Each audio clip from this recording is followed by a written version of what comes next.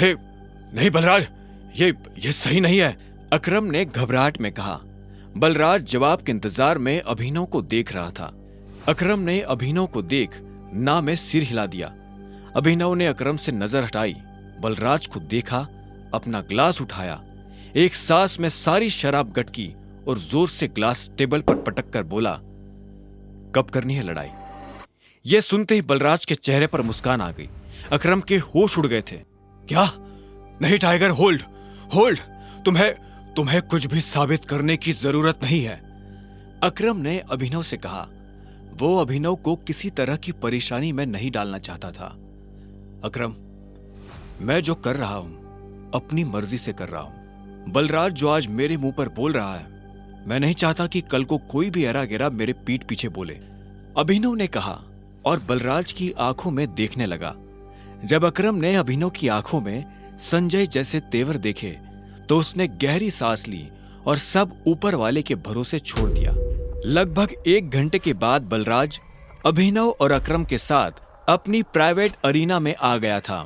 ये वही अरीना थी जहां पर बलराज अक्सर लड़ाई किया करता था।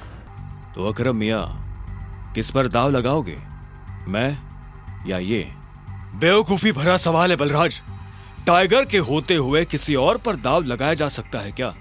अकरम ने जवाब दिया।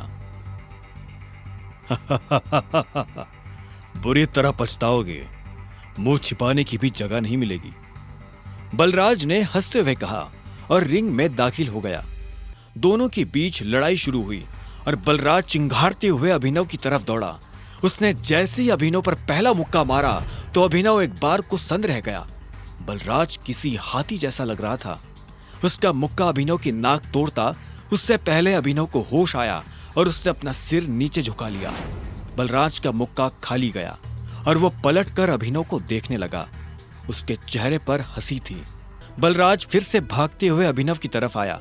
उसने फिर से हवा में मुक्का ताना। अभिनव ने फिर से अपना सिर झुकाया और बलराज की पीठ पर घुमाकर एक लात मार दी। बलराज धक्का खाकर रिंग पर गिर गया।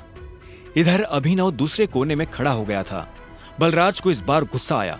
वो फिर से तेजी से अभिनव की तरफ बढ़ा और अभिनव ने झुककर उसके पैर पर लात मार दी। बलराज अपने आप को संभाल नहीं पाया और फिर से नीचे गिर गया। ये देख अकरम को मजा आ गया। उसने बलराज से कहा, सरेंडर कर दो बलराज, क्यों अपना रिकॉर्ड खराब कर रहे हो? मैं बाहर किसी से नहीं कहूंगा कि तुम टाइगर से हारे थे। बलराज ने गुस्से में फर्श पर अपना हाथ मारा और झटके से खड़ा हो गया। इसके बाद उसने एक के बाद एक अभिनव पर मुक्के बरसाना शुरू कर दिए। अभिनव ने अपने आप को उसके मुक्कों से बचाया और आखिर में जैसे ही बलराज का मुक्का अभिनव के चेहरे पर पड़ने वाला था, अभिनव ने उसे रोका और बलराज के पेट में एक मुक्का मार दिया। बलराज दर्द के मारी नीचे झुका। इतने में अभिनव ने बलराज के पीछे आकर अपने दोनों हाथ उसकी कमर में कसे और उसे हवा में उठा दिया। ये देख अकरम का मुंह खुला का खुला रह गया था। आखिर में अभिनव ने बलराज को एक पल के लिए हवा में थामा और फिर उल्टा पटक दिया। बलराज के मुंह से चीख निकल गई। ये कहां से सीखा? कहीं से नहीं, ये टाइगर को विरासत में मिला है, उसकी गद्दी के साथ, अभिनव ने कहा। इतने में अकरम ने उसके पास आकर अभिनव को गले से लगा लिया और बलराज को चिढ़ाते हुए बोला, tiger tiger tiger tiger. Balraj की कमर में मोच आई थी, पर उसने हंसते हुए अभिनव से कहा, चलो शराब पीते हैं, आज की पार्टी मेरी तरफ से।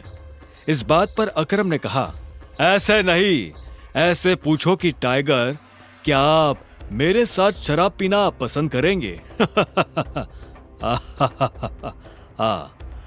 क्या आप मेरे साथ शराब पीना पसंद करेंगे मेरे टाइगर?